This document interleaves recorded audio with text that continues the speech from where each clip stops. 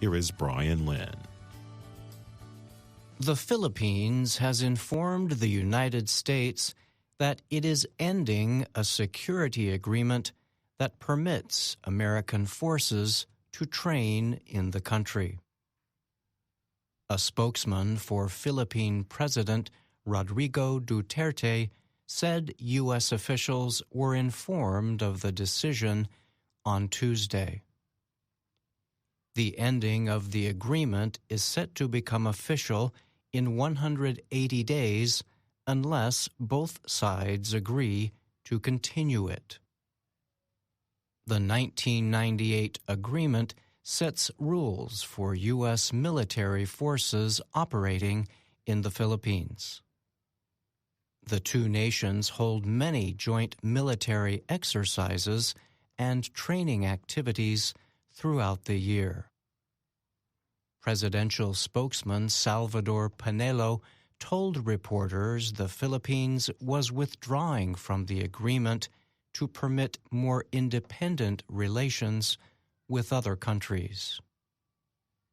Philippine Foreign Secretary Teodoro Lacson said on Twitter that President Duterte ordered the end of the agreement. In a statement, the U.S. Embassy in Manila called the move a serious step with significant implications for the U.S.-Philippines alliance. It said U.S. officials will carefully consider how best to move forward to advance our shared interests. The embassy statement added, "Our two countries enjoy a warm relationship, deeply rooted in history. We remain committed to the friendship between our two peoples."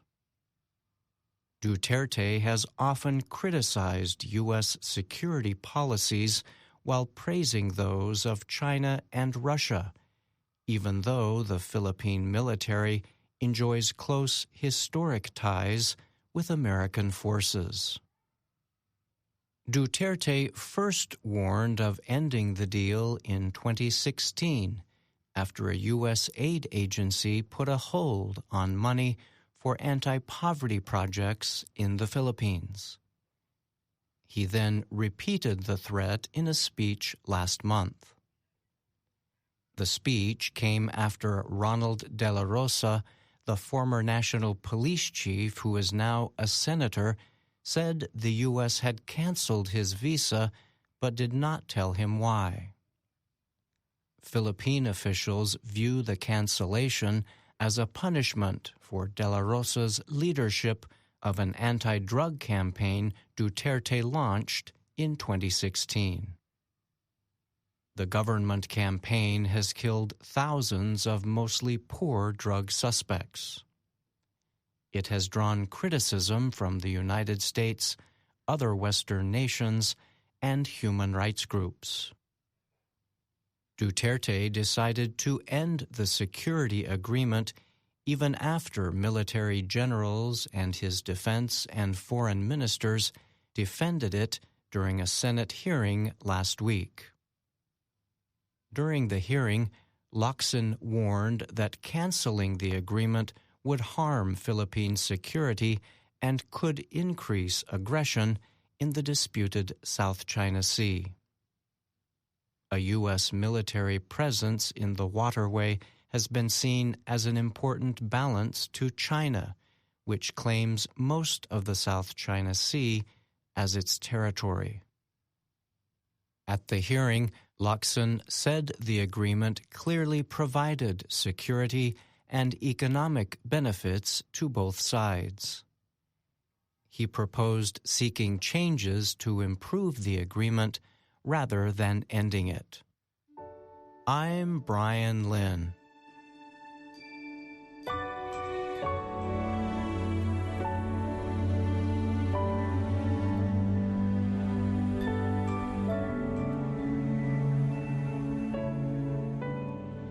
Hundreds of thousands of Iranians marked 41 years since the Islamic Revolution in the country as tensions with the U.S. and the world remain high.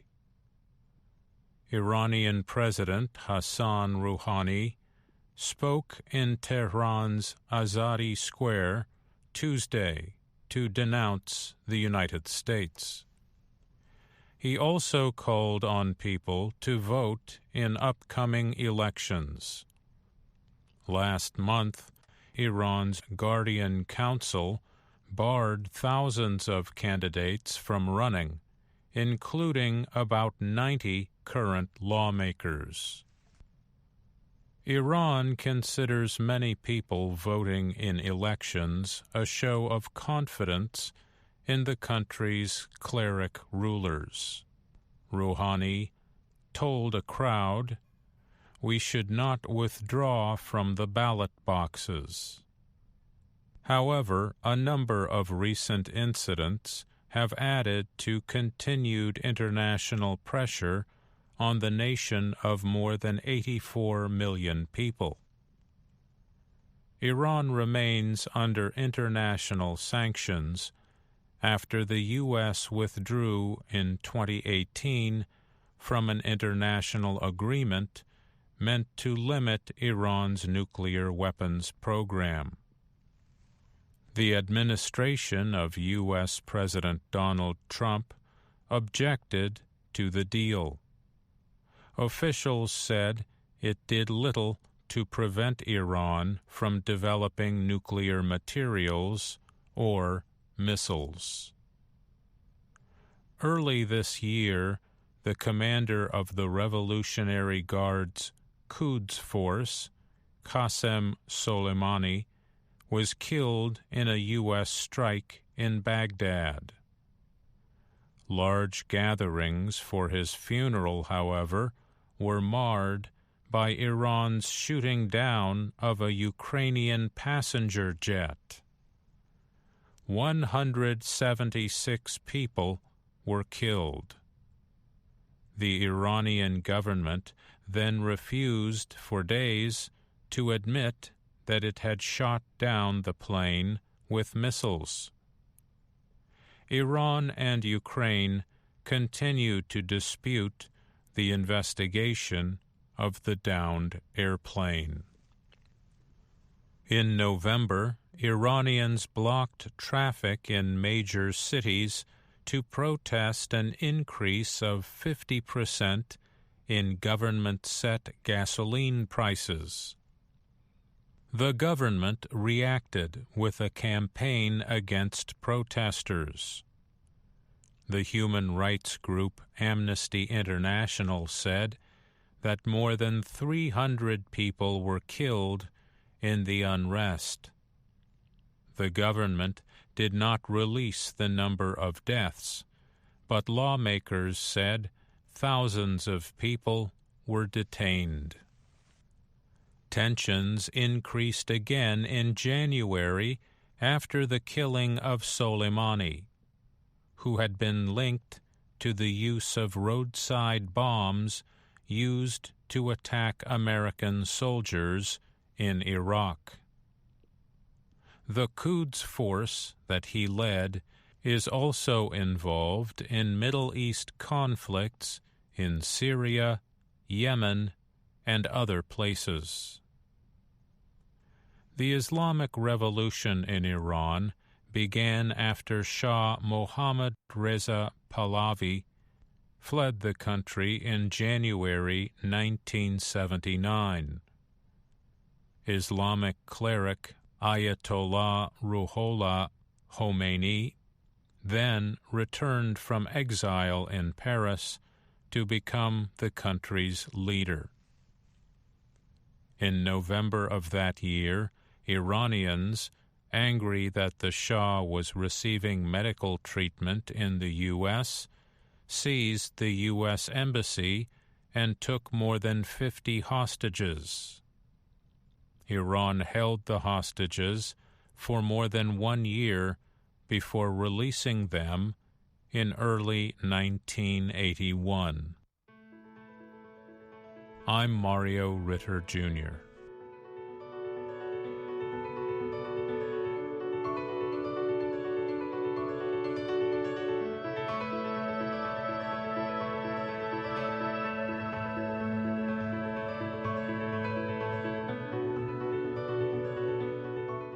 Some adults and teachers may think young people want to spend all of their time using social media. But a recent survey shows that may not be true.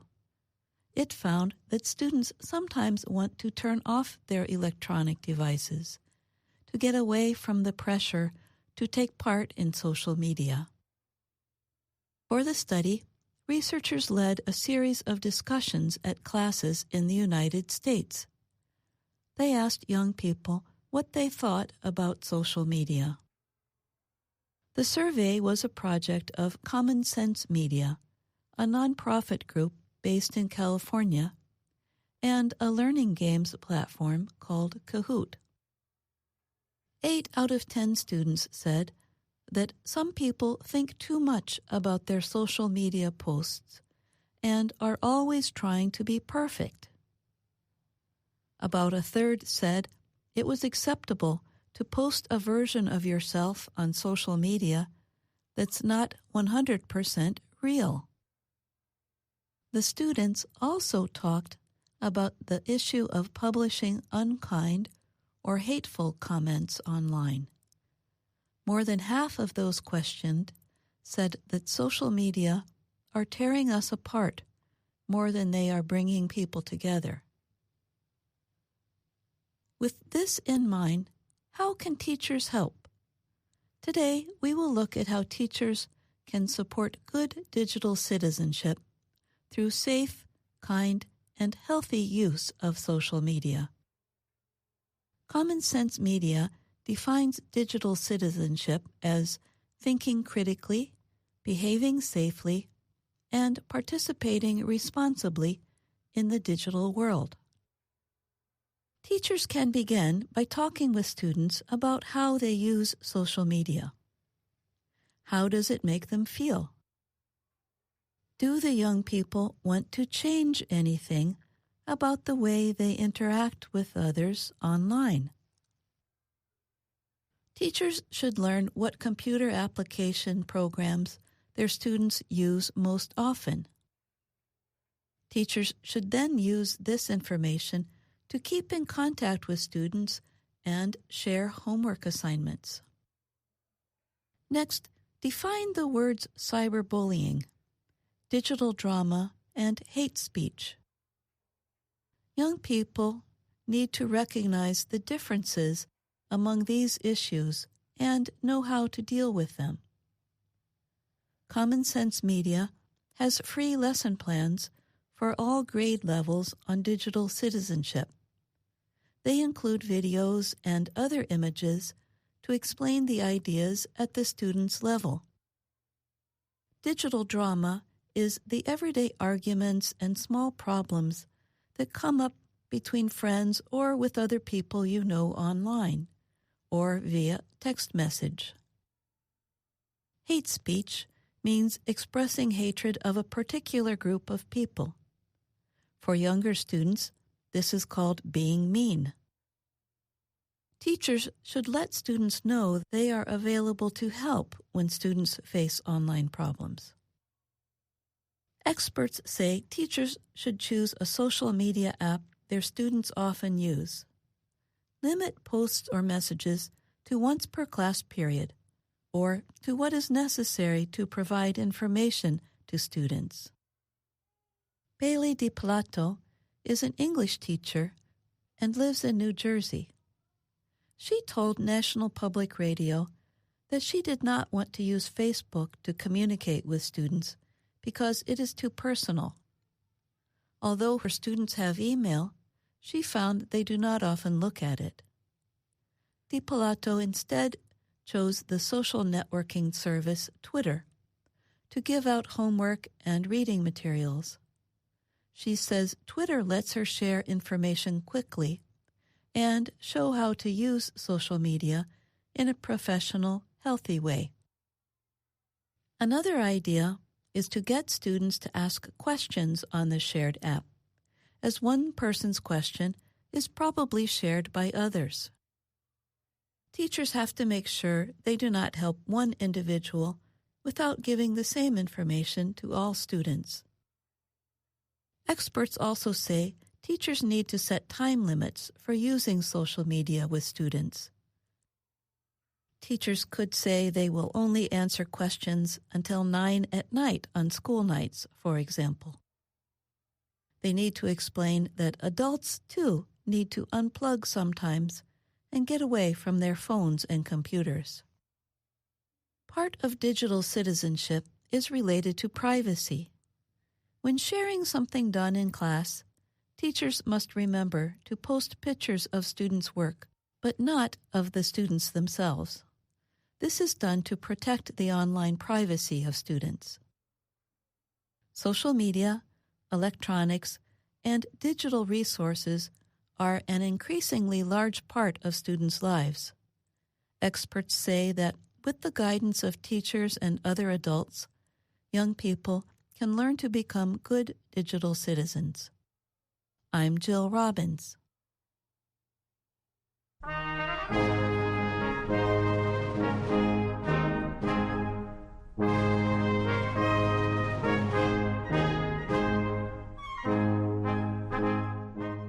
Welcome to The Making of a Nation, American History in VOA Special English. In the years after World War I, new technologies changed America. Technology made it possible for millions of people to improve their lives.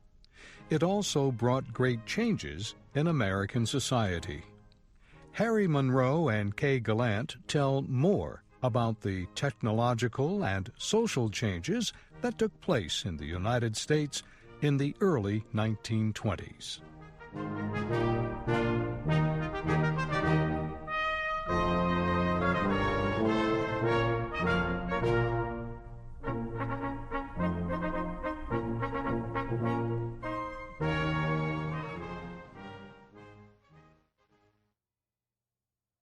Some of the most important changes came as a result of the automobile and the radio.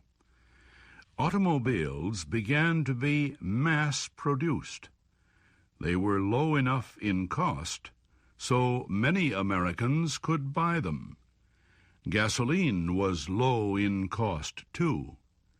Together, these developments put America on the move as never before. Automobiles made it easy for Americans to travel. Trucks made it easy for goods to be transported. Many people and businesses moved out of crowded, noisy cities.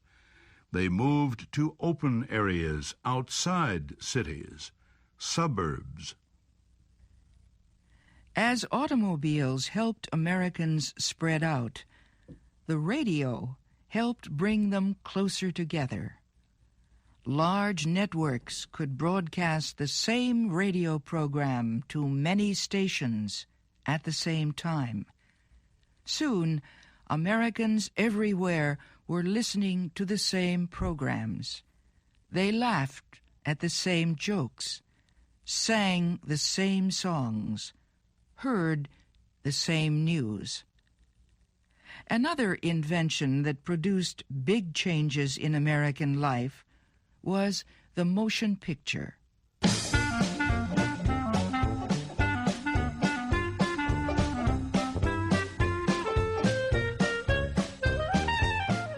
American inventor Thomas Edison began making short motion pictures at the turn of the century.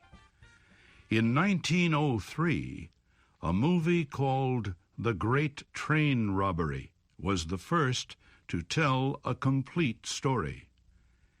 In 1915, D.W. Griffith made a long, serious movie called Birth of a Nation. By the early 1920s, many American towns had a movie theater. Most Americans went to see the movies at least once a week. The movie industry became a big business. People might not know the names of government officials, but they knew the names of every leading actor and actress. Movies were fun. They provided a change from the day-to-day troubles of life. They also were an important social force. Young Americans tried to copy what they saw in the movies, and they dreamed about faraway places and a different kind of life. A young farm boy could imagine himself as romantic hero Douglas Fairbanks or comedian Charlie Chaplin. A young city girl could imagine herself as the beautiful and brave Mary Pickford. Rich families and poor families saw the same movies. Their children shared the same wish to be like the movie stars. In this way, the son of a banker and the son of a factory worker had much in common. The same was true for people from different parts of the country. In the early 1920s, Americans also began reading the same publications. The publishing industry used some of the same kinds of mass production methods as the automobile industry. It began producing magazines in larger amounts. It began selling the same magazines all over the country. One of the most widely read magazines was the Saturday Evening Post. In 1902, it sold about 300,000 copies each week. 20 years later, it sold more than 2 million copies each week. Americans everywhere shared the same information and advice in such nationwide magazines. The information was not always correct, the advice was not always good, but the effect was similar to that caused by the automobile and radio. Parts of American society were becoming more alike. They were trying to move toward the same kind of life, economically and socially.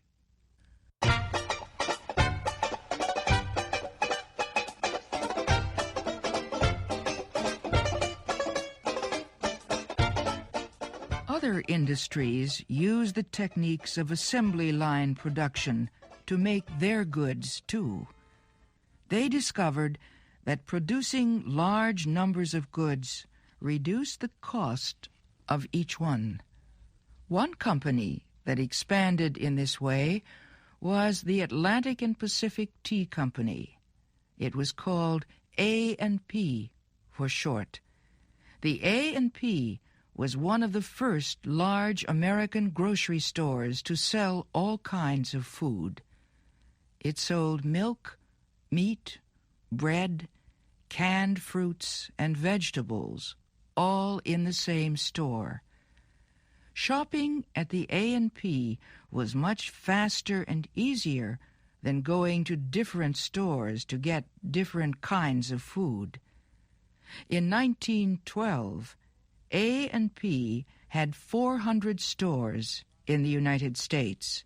About 10 years later, it had more than 11,000 stores.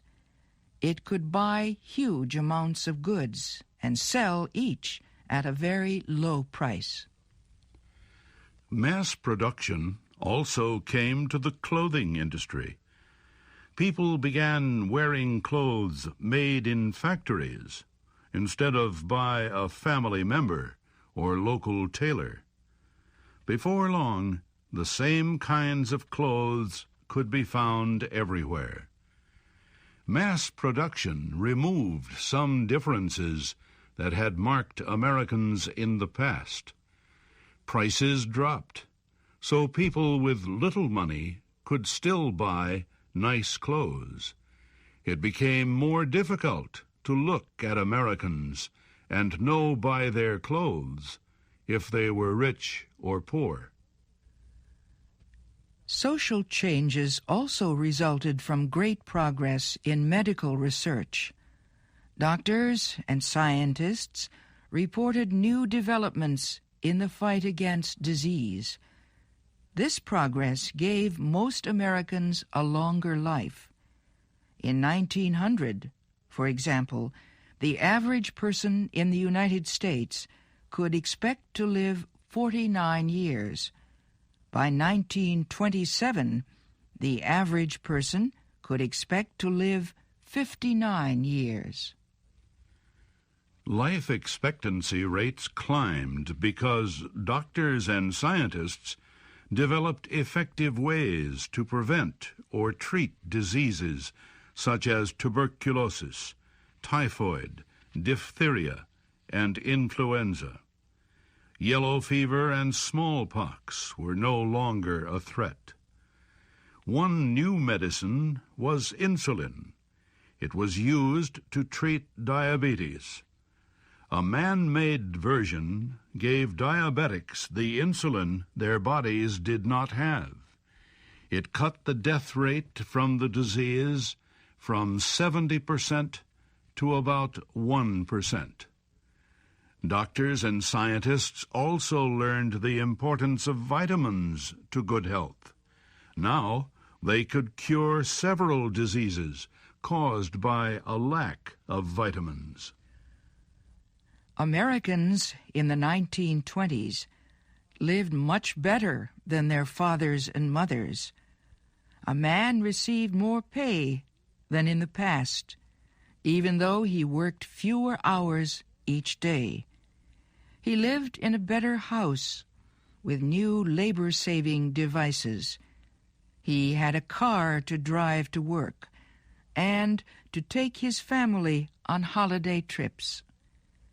He received a better education than his father.